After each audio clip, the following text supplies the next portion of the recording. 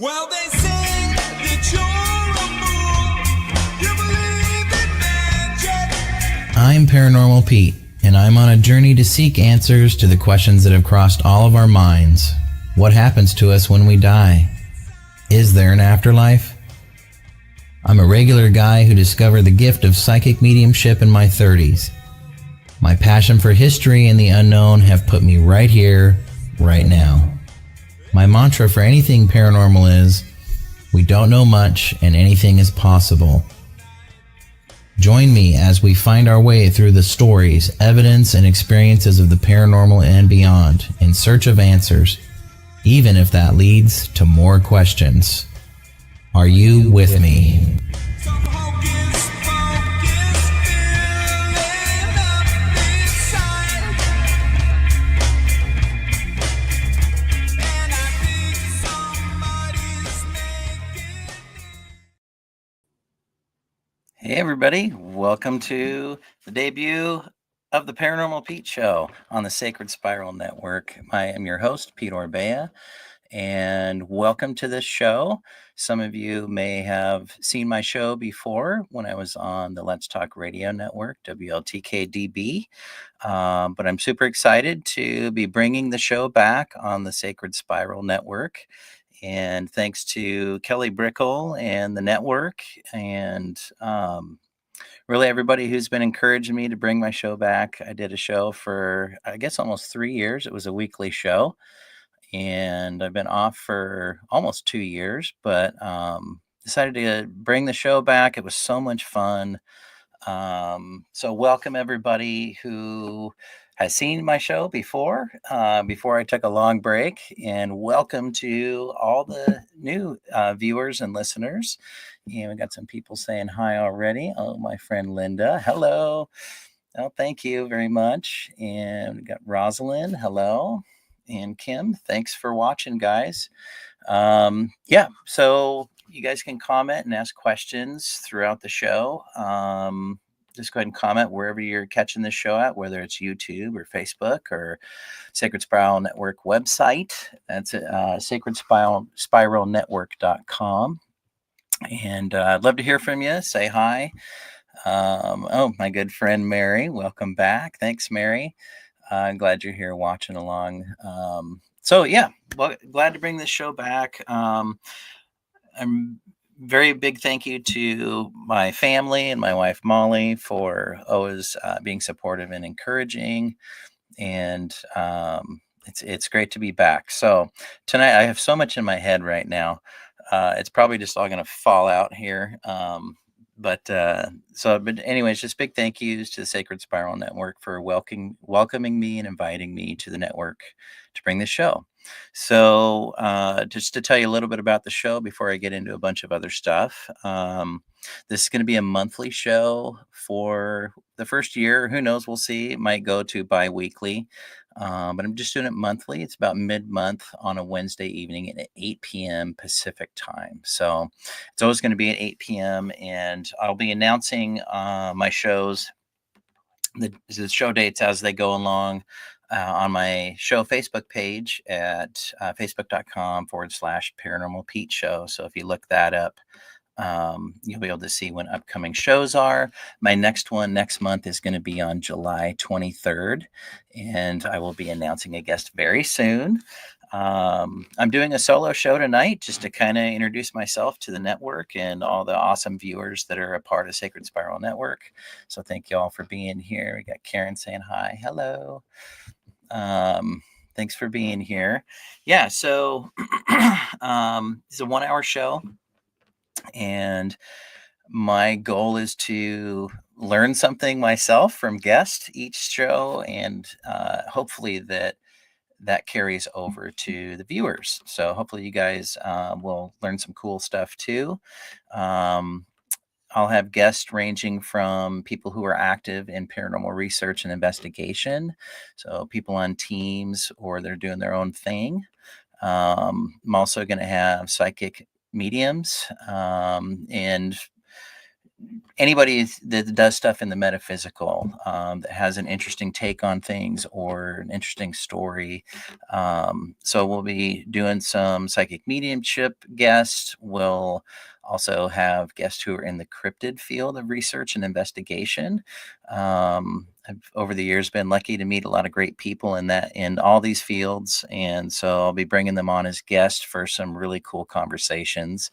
So not only the cryptid research and investigations, but we'll also be covering UFO, UAP, extraterrestrials. So I'll be having guests that have a focus in that field and experience in that field as well.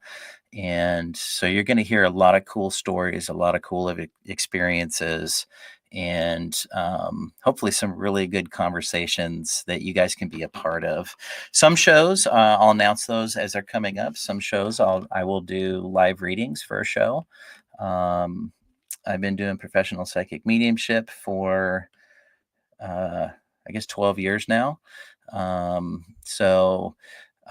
Tonight, I don't think I'll be doing readings because I have so much to cover and kind of getting everybody introduced to the show. But I will announce, and perhaps at the end of some shows, I'll save like the last 10 minutes for readings, things like that.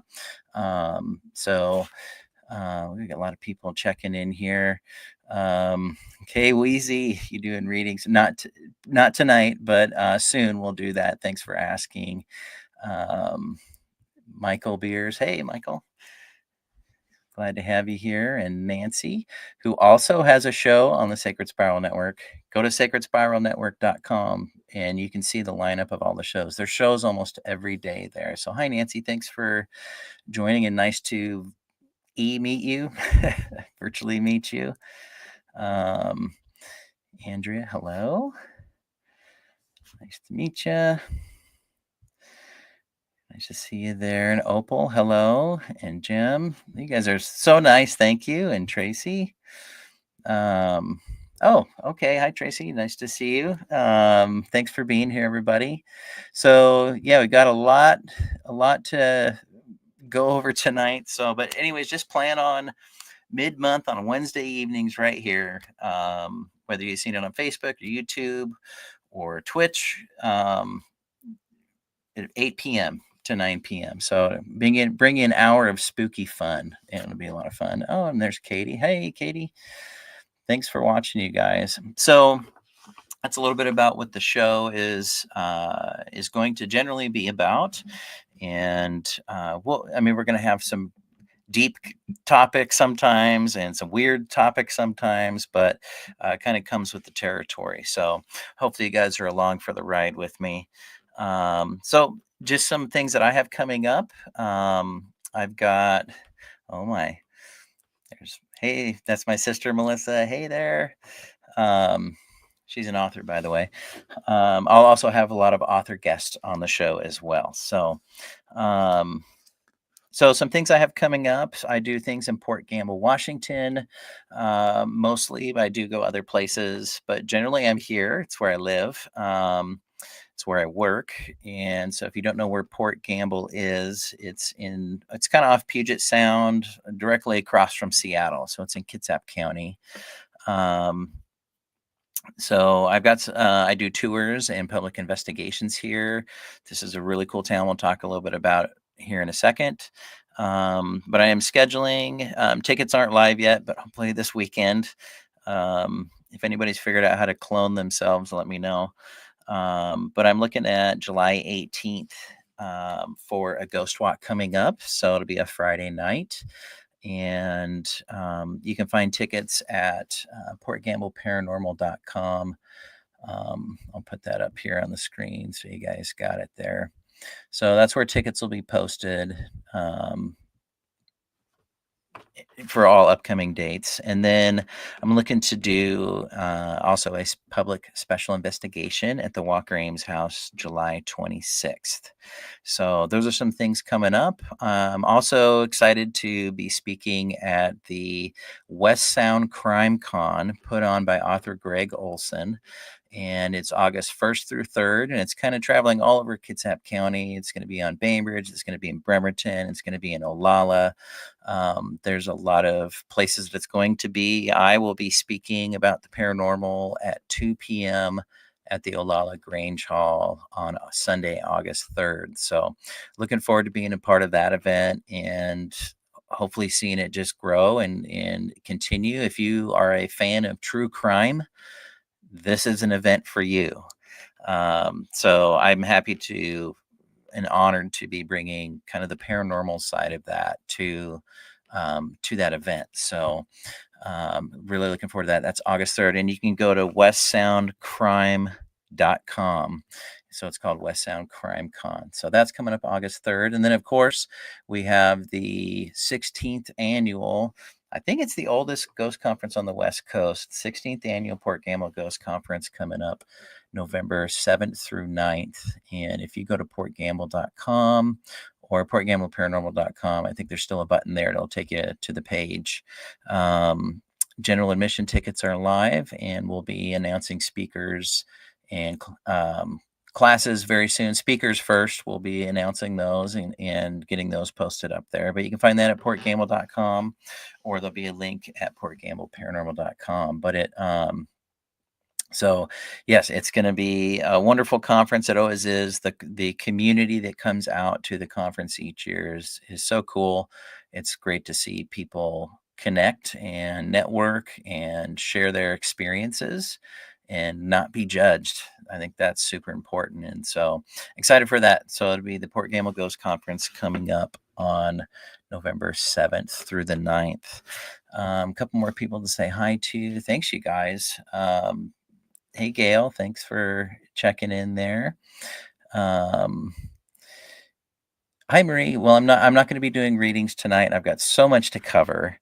Thank you for asking, but not tonight. So perhaps I'll be saving 10 minutes at the end of shows generally, but not tonight for the debut show. So stay tuned. Thank you, though. Thank you very much. And just know that everybody's got people on the other side to help them. So if you feel that you know who is generally with you to look over you, your guardian angel, your spirit guide, or you're really wanting to connect to someone specific, some things that can help you do that just on your own is to think of the person you want to connect with, right? And then you want to hear their laugh. What did their hug feel like? Did they wear a certain perfume or cologne? What did that smell like? If you shook hands with them, what did their hand feel like? Really think about that stuff, and that will help you connect with them, or you might get that feeling of connection, and hopefully that will at least give you some ease. So that's something to always try there. Melissa, True Crime and Paranormal, sign me up. Right? It's going to be a fun conference. And Holly checking in as well. Hello. Thank you. So I wanted to talk a little bit about my journey into the paranormal and this place that I get to live and work. That's an honor to be a part of, and just to kind of introduce everything. And then I'm hoping for the last half of the show, or last part of the show, we'll see how long I talk about Port Gamble. Don't get me going. That can last hours. But after that, I've got a really cool kind of train of thought, and hopefully will leave you all thinking a little bit differently about ghosts, or maybe even yourself. So hopefully we'll get to do that for the last part of the show. So my journey into the paranormal, I think started when I was a kid, but I didn't realize it.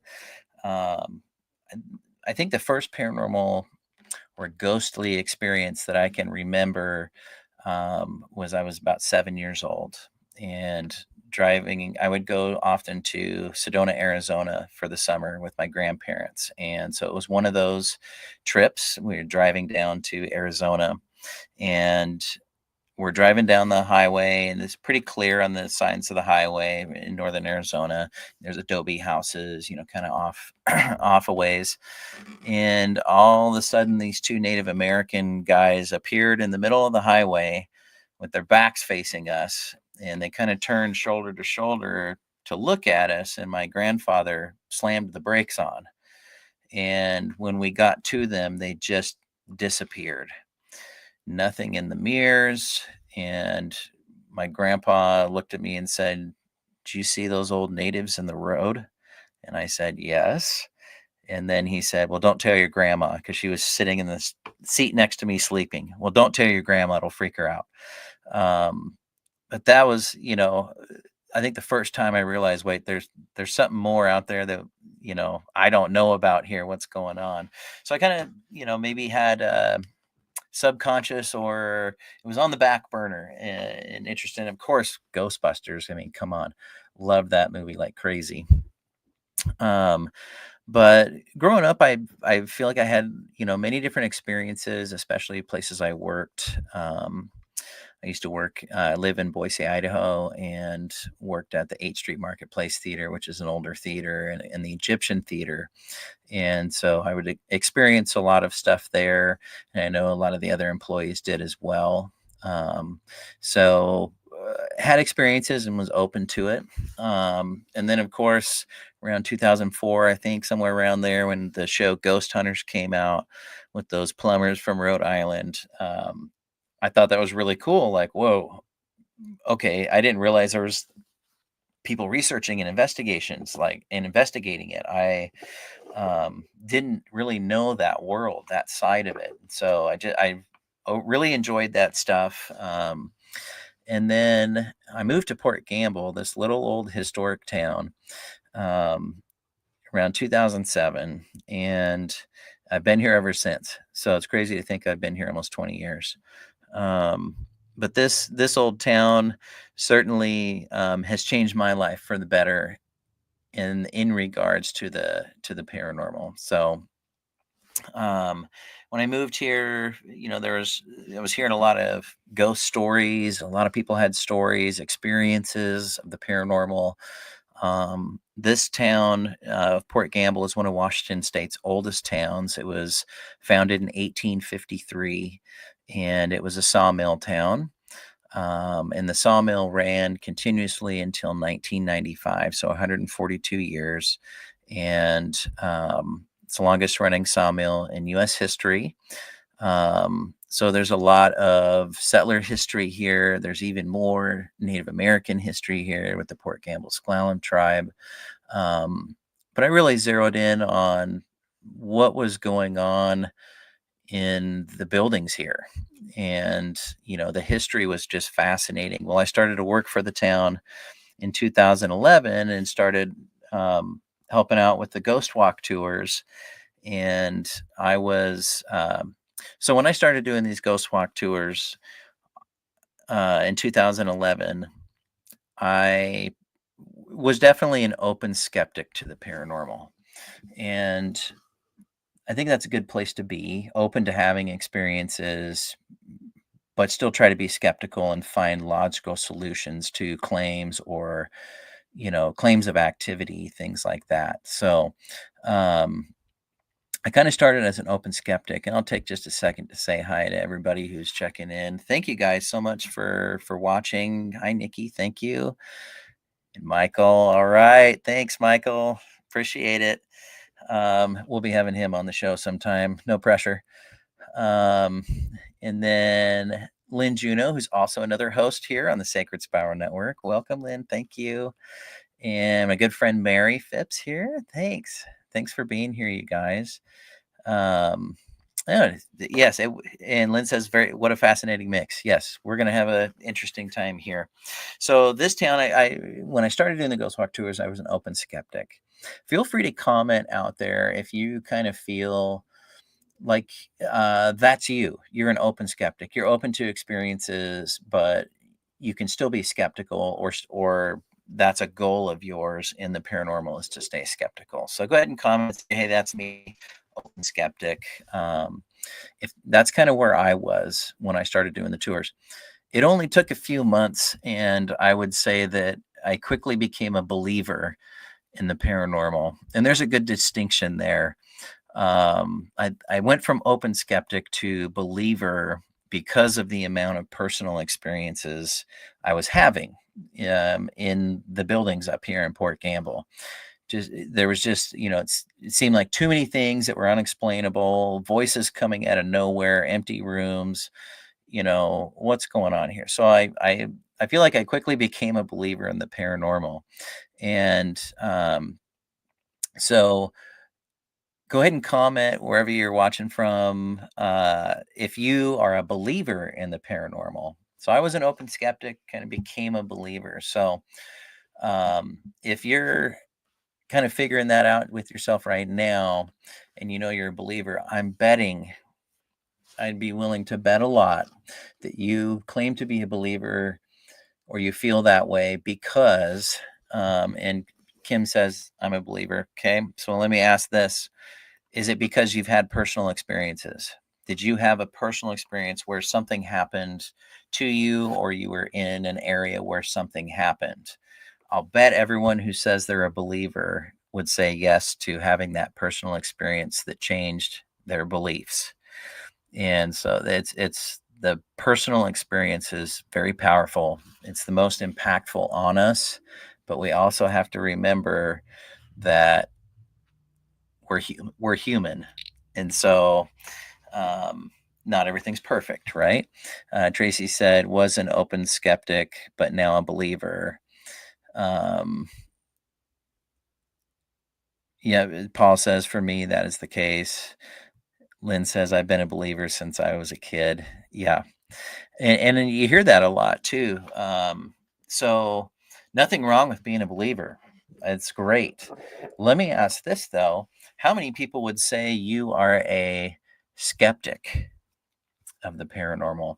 So you may not be open to it, or and please don't, I will not judge you or make fun of you. I'm hoping there's some skeptics out there. Mary says she's been seeing spirits her whole life. I can attest to that for Mary. She's very good. So if you're a skeptic, you're probably the most important piece in paranormal research and investigation. And so in anything you're doing, on tours, or if you're on a team doing investigations, hey, big shout out to my dad, big skeptic, right? Okay, so I knew there was going to be some out there. Thanks, Dad. Michael saying he's an experiencer. I think that's another. You can be a believer or you can be an experiencer. I think they kind of go hand in hand. But skeptics are really important to have, because those are the people that are going to, when there's something going on during an investigation, they more than likely will find an explanation to it, right? There's a tree branch that's blowing in the wind that's hitting the outside of the house, and that's what the knocking noise is. But it's really important to have skeptics in investigations and doing research. And so I always really value skeptics in regards to the paranormal. I would say that I've been super lucky, in doing investigations and research and investigating with different teams. I've got to learn so much from what I think is some of the best skeptics in the paranormal field, at least in the Pacific Northwest. And it's been super valuable. So, on this show, we'll talk about skepticism sometimes. And so just welcome skeptics. I welcome skeptics. So that's great. Linda says a personal experience made her a believer. Nancy, believer for sure, and skeptic. I think it's great to be both. And I'll say that I'm usually skeptic of the living and not the dead. So I'm a believer, but I'm mostly skeptic of the living. Hopefully that makes sense. But this old town here, Port Gamble, turned me into a believer. And there's a really cool history here. Like I mentioned, there was a sawmill here from 1853 until 1995 when it closed down. The founders were from Maine, East Machias, Maine. And so the town looks like a New England town out here on the Northwest Pacific here. So it's kind of it kind of stands out. But it was founded in 1853. The oldest building that's still standing here was built in 1859, and that's Washington State's oldest residence. And it's still here. There's people living in it. And then our newest house is 1919. So just to give you an age range of the buildings for the West Coast, that's pretty good. Lynn's asking how many folks died in sawmill accidents. Well, this place is known to be really haunted, kind of across the whole town, from one side to the other, the four corners of it. There's reports of activity, and so most people, I think, including myself, when I started learning the history here, trying to think about why is this place so haunted? Well, how many folks died in sawmill accidents? And I'm going to tell you the answer is 4 documented deaths on the sawmill. And the asterisk there is documented, so who knows? But 4 is a pretty low number. I don't think it has to do with deaths on the sawmill. I think that some things that contribute to it is the tidal energy that's coming in. We're almost surrounded by water, so the tides come in on Gamble Bay and go out and come in and go out. There's a lot of quartz in the bedrock here. If you're into geology and that side of things, there's a lot of quartz in the bedrock. There is a long, expansive Native American history here. And I think there's a connection there, just with how the land is blessed and everything, and so and treated, and so I think that might have something to do with the widespread haunting here. But to give you my best opinion, and it's just an opinion, is I believe this place that I get to live and work is very active because they just don't want to leave. It seems like the long-term residents, as we call them here, they love it here so much they just don't want to leave. And I can attest to that personally. I love it here too. I often joke that I will be haunting Port Gamble someday. Um, so, and Courtney, hello. Yeah, welcome. Thank you. Thanks for coming back. And let's see what Paul says here. Do you think spirits are people who died there or a mix of some roamers who died someplace else? Paul, that's a great question. I would say it's a mix. I would say it's a mix. There were people coming in and out of here, hauling lumber all over the world. So there were ships coming in, there were ships going, there was people coming looking for work, then they'd go chase a gold rush. So there's a lot of people kind of coming and going. And I think with the Native history going so far back of people kind of coming and going out of this area, I think it's a good mix. I don't think they necessarily died here, but maybe they have a memory here. They have memories or experiences here, and so they come. I think some are roamers who come. Maybe they're visiting a memory that they have or an experience that they had. So, great question there. But yeah, I just think they love it here and don't want to leave. So, but there's a lot of different types of activity here. There's a lot of what you can classify as a haunting. So you're seeing a snapshot of something that happened 100 years ago or 150 years ago. I think a lot of people refer to that as like a residual haunting, where you're seeing a snapshot or a replay of something in history. There's a lot of that. There's also a lot of intelligent activity. And where things will interact with you. And on an upcoming show, I'll play a bunch of audio. I couldn't get it to work for tonight, but I'll play you guys a bunch of audio that has been captured here in Port Gamble. It's pretty incredible as well. And if you want to get a head start on that, go to portgambleparanormal.com, go to the story tab, and then you'll see an evidence thing pop up. Click on that, and you can hear a lot of audio samples from Port Gamble. So that's at portgambleparanormal.com.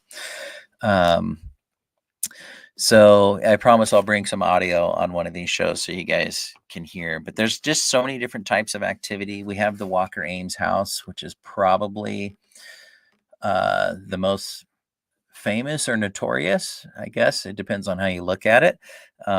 Famously haunted home. It's a beautiful home. It's a Victorian era home built in 1888. And it's on my shirt here that my wife Molly did the design and made. So it's a beautiful Victorian home built in 1888. Last people that lived there moved out in 1995 when the sawmill closed. And then the house sat for about 7 years or so, and without fireplaces going, as historically there were fireplaces always going, or the radiant heaters. And so the interior fell into some disrepair, but back in around 2003, there was a HVAC system being put in, like a more modern HVAC system, a furnace going in, and the contractors kept reporting all kinds of weird stuff and asking the town manager at the time, what's going on here? We're hearing voices, we're hearing footsteps, my guys are getting scratched, just all these different sort of things. So she happened to have a card from a paranormal team called Evergreen Paranormal and called them out to do an investigation. And I think they were kind of blown away by the house. And paranormal investigation has been going on there ever since. There's in that home, you can experience disembodied voices, EVPs, electronic voice phenomenon. So recording something that shows up on your recording, but maybe you didn't hear it when it happened. That is really common at the Walker Ames house and many of the other buildings here. There's shadow figures. You'll see shadows moving around.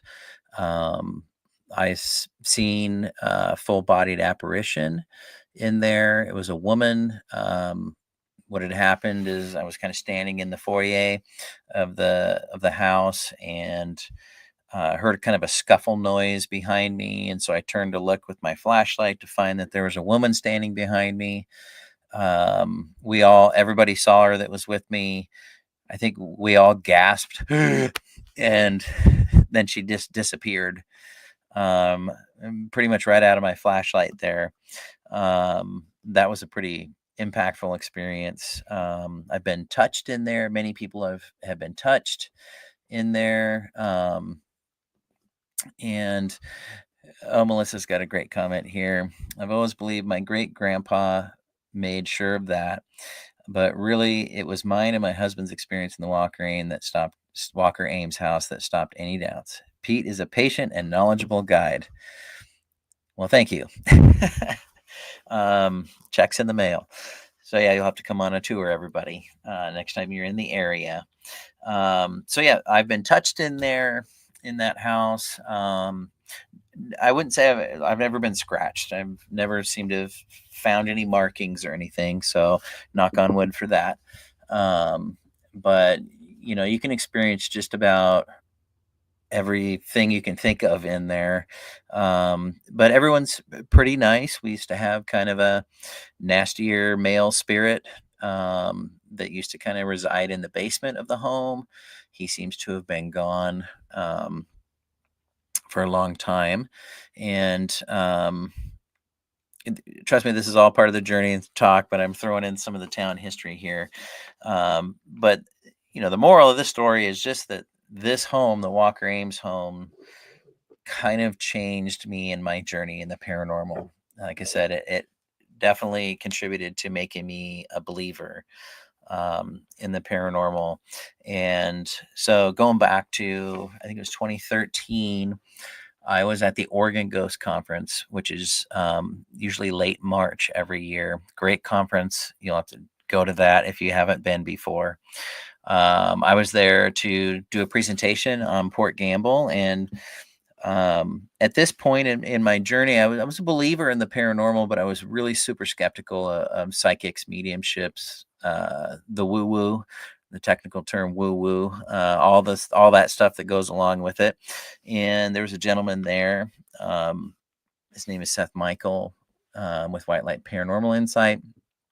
And I decided to get my first ever psychic reading from him. And that seemingly changed my life. He kind of had me do my own reading, which was weird. And told me that I would be doing mediumship and helping people within a year. And he was correct. And so I left that conference with an awakening. A friend of mine, Karen Fraser, had the wonderful saying that stuck with me, that the universal 2x4 hit me in the head. And so I like to joke that, but that's basically, I think, what happened. The universal 2x4 smacked me in the head and said, "You're going to pay attention to things differently." And my life changed at that point. I had a lot of retrospection and like, oh my gosh, when I remember thinking about this as a kid. I thought it was my imagination. Maybe it was spirits I was seeing, or I would just know people's names and could see them in my mind's eye. I just thought it was a crazy imagination, but maybe not. And then it just kind of started, with people coming over to hang out, have dinner or whatever. And then I would start to feel, who's got a great Aunt Edna or something. Oh, that's me. And oh, did she look like this? And it just kind of started. But very crucial thing that I'm thankful for at the beginning of my journey into doing mediumship, which I didn't really know anything about. I didn't understand it. Still don't fully understand it. I'll admit that.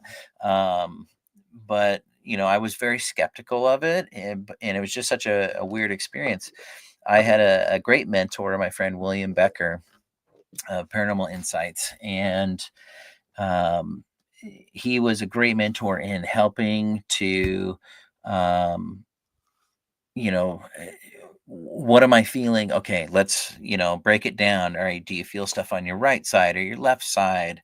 You might be this. Look for this. Here's how to protect yourself. Here's how to ground yourself. And so, William, if you're watching out there, thank you so much, buddy. He's been a great mentor all this time, and I would say anybody who's been hit with the universal 2x4, um, you know, uh, find somebody you trust that does this kind of work and can help guide you. That is it's been super important and crucial for me. So I'm very thankful for that. Like Lynn's comment, I myself have encountered the cosmic 2x4. Yes. Melissa saying Seth Michael's amazing. He did my first gallery reading. Yeah, Seth's awesome. So that was kind of like how my journey into doing psychic mediumship. It changes, it morphs, it kind of grows and develops and kind of changes through over time. I seemingly work mostly as an evidential medium, being able to, spirits like to show me a lot of objects. A lot of old timers show me their tackle boxes all the time. I see a lot of tackle boxes, old watches and flasks and lighters and things that meant something to these people, these spirits. So I work mostly as an evidential medium. I feel like depending on the spirit or the reading, I've done a little bit of trance mediumship as well. Um, and so it's quite interesting.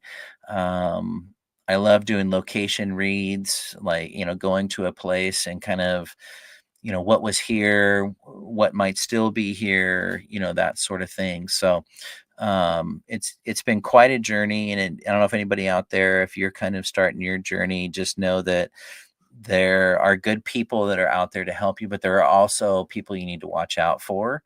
So make sure that if you're kind of starting your journey into psychic mediumship, that you find somebody that you trust and somebody that you know. If you don't know anybody, go to a ghost conference somewhere.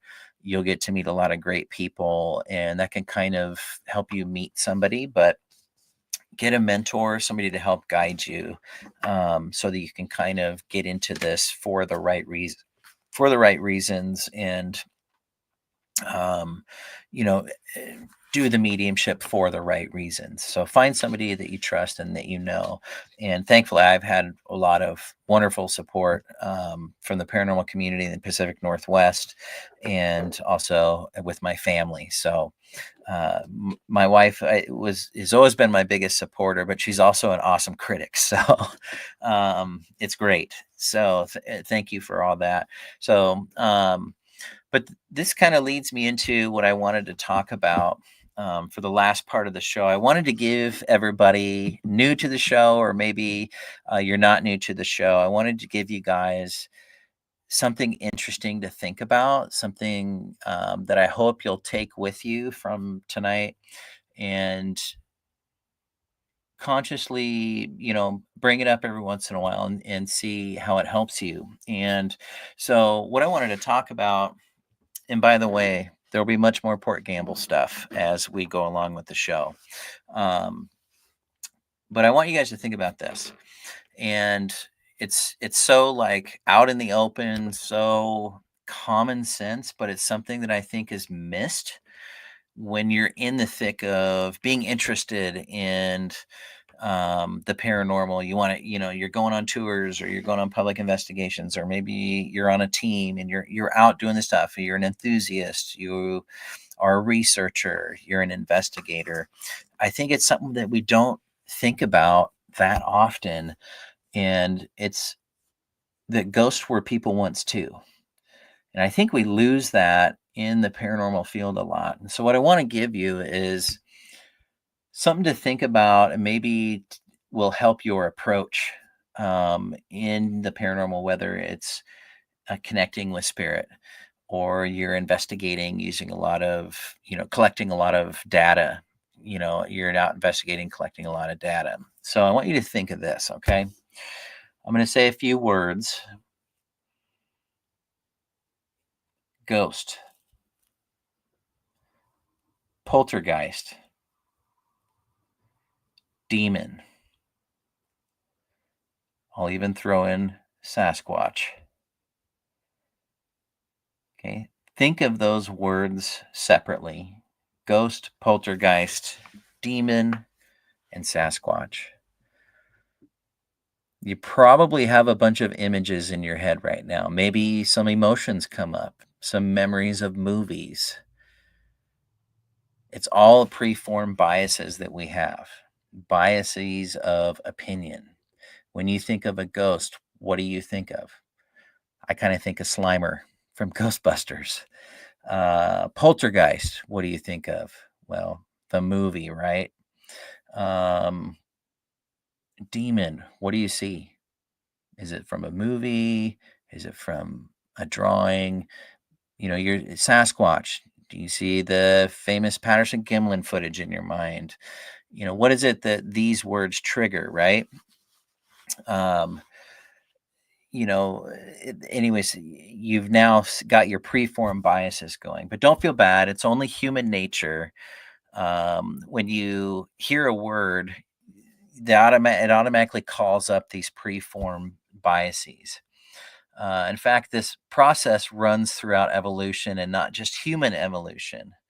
The brain's quick decisions and assumptions have helped animals and humans alike to survive throughout time and history, right?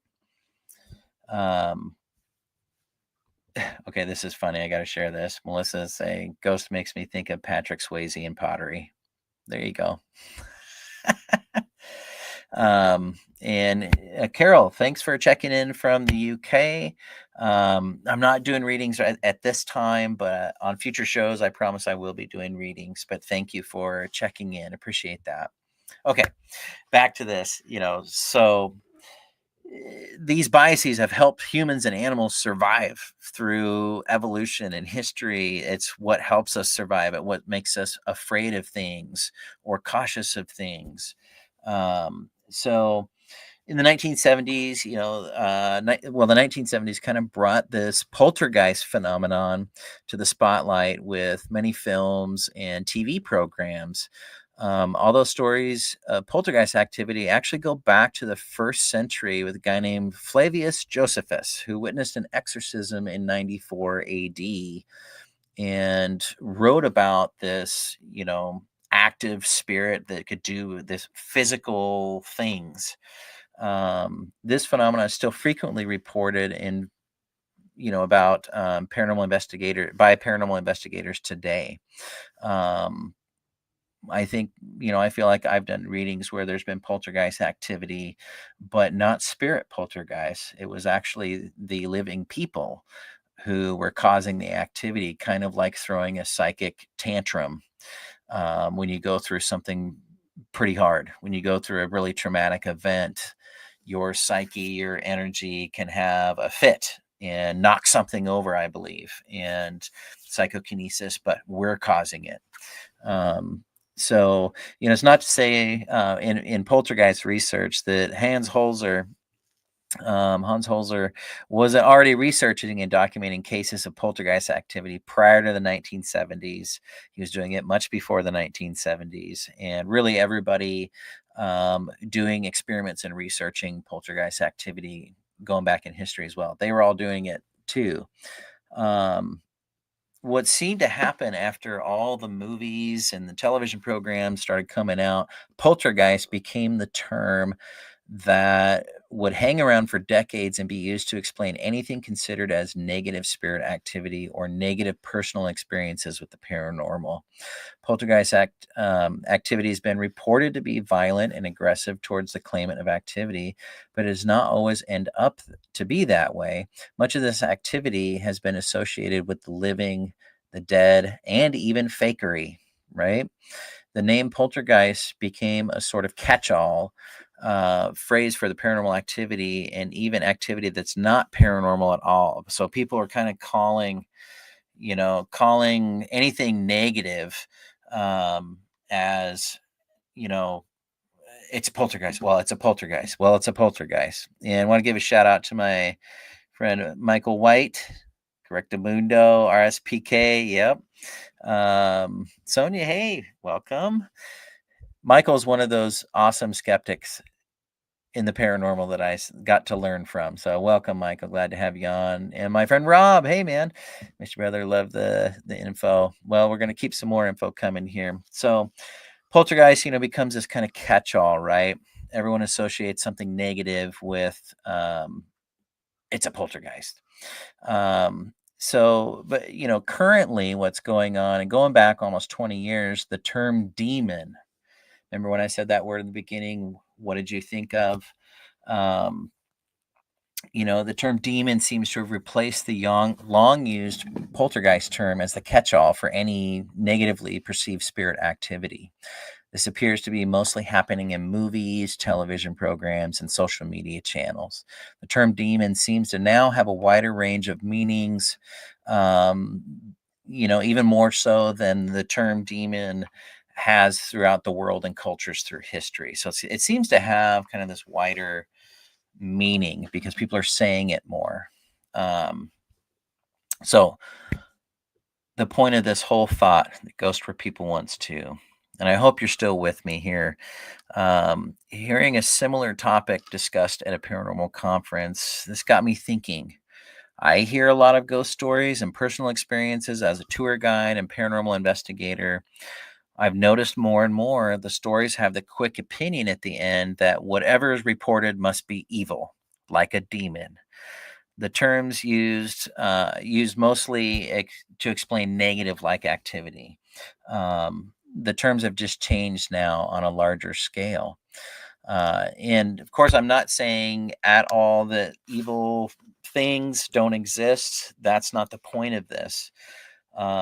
Upon investigation of some claims and having my own personal experiences with spirit, if there's an entity at the center of reported activity, they seem to always be of human origin. And that's my experience. Ghosts were people once too, just like us, right? That connection, that human connection, is easy to lose when you have paranormal activity occurring. You get excited, you're scared. We forget they were people once too. Since there's an inherently startling nature to spirits, it can come across as negative due to our own bias, right? So it's my humble experience for the past 14 Let me do my math here. Yep, 14 years that a ghost, quote unquote ghost, has some element of the personality of the individual from their living life. For example, if a person had a grumpy or mean personality, they may exhibit that personality in the afterlife. They may exclude their feelings and memories, they may exude their feelings and memories, which may manifest as feeling as though a spirit is aggressive or frightening.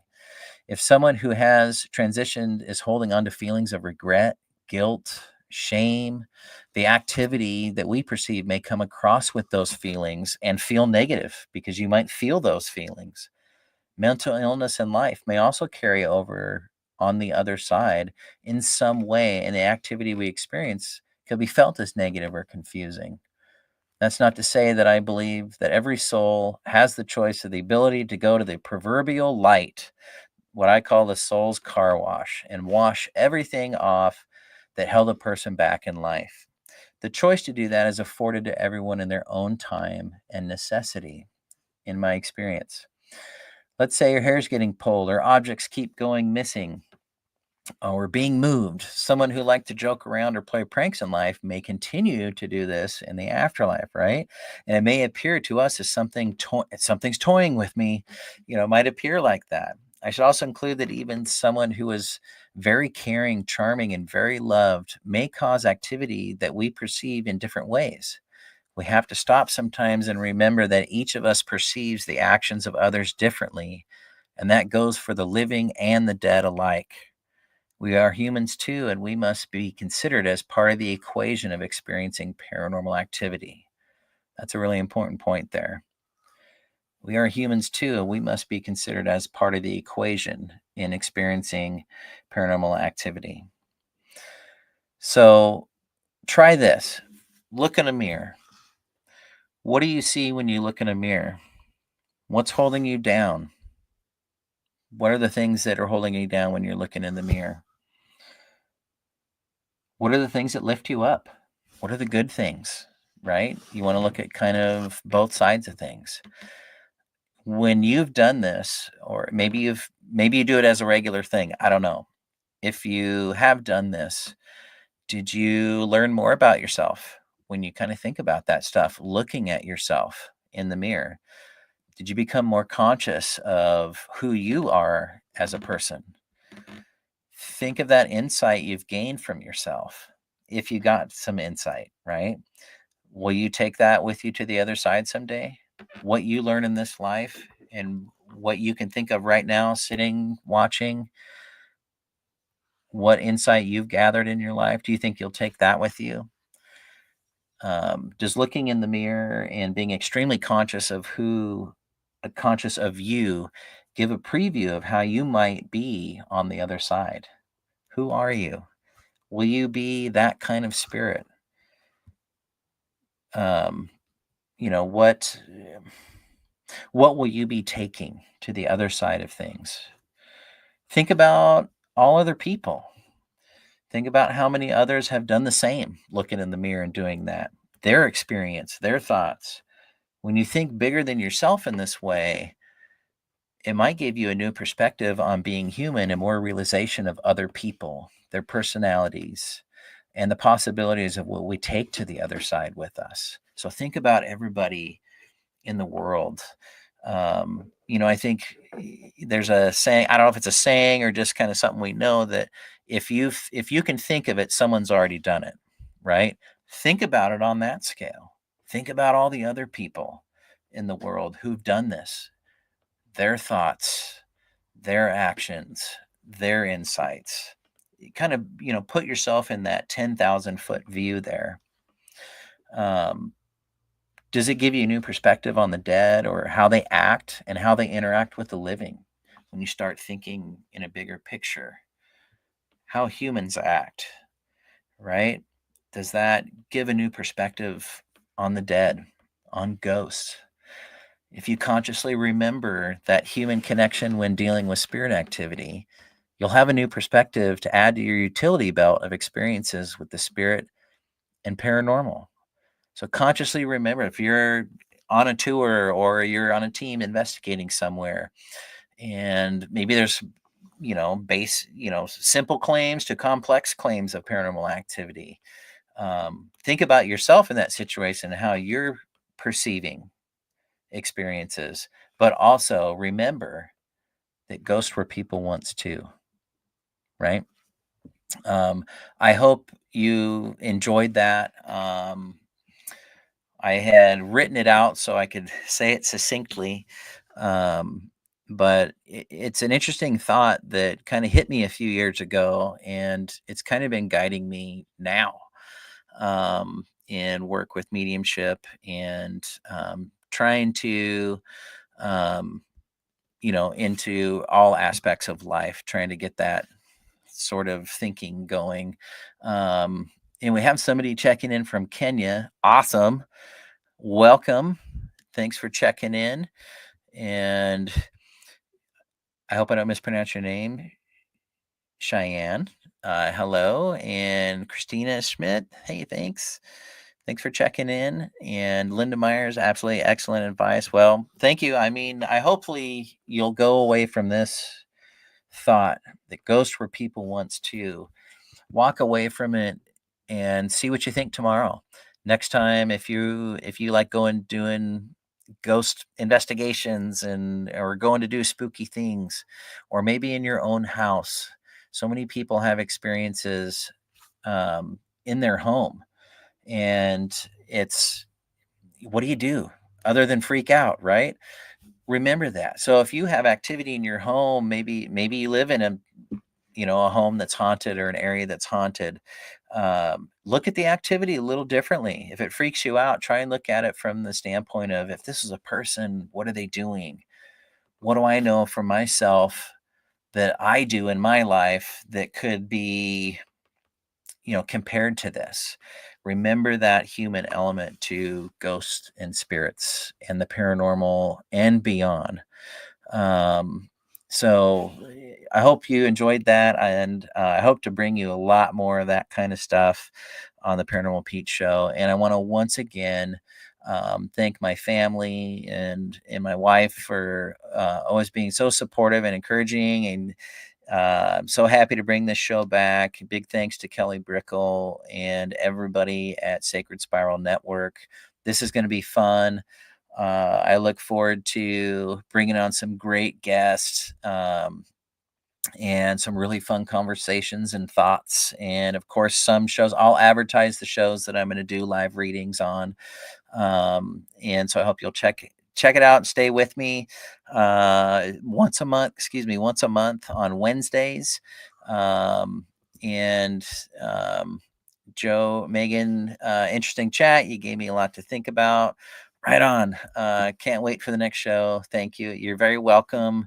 Glad I could do that. And Lynn says, "What am I taking to the other side?" And all kinds of icons. She doesn't travel light, so she's taking a lot with her. People will definitely feel her spirit. She's taking a lot with her. Thanks, Michael. Have your back on. Yeah. Thanks, Lynn. This will be a great show. Well, I hope to always deliver and hopefully give you guys something each month to think about. And if everything goes well, we'll see about doing the show as a bi-weekly show. But you can find it on the Sacred Spiral Network, sacredspiralnetwork.com. My Facebook is just look up Paranormal Pete Show. Or the Paranormal Pete Show, and you'll find my page. Make sure you follow it so you can see when the next show is coming up. The next one I have scheduled is July 23rd. That's a Wednesday, and it'll be 8 p.m. Pacific. And I'll be announcing a guest very soon, so stay tuned for that. And so it'll be mid-month, and I loved all the commenting. Thank you guys so much for. I like people to ask questions. So know that when I have a guest on, I'll mention, hey, ask some questions if you want, feel free. And I may not always have an answer for you, or my guest may not always have an answer, but we'll definitely try. So we appreciate all of the great support tonight. And my dad was on here. Now my mom. Thanks, Mom. There's the cliche. Hey, Mom.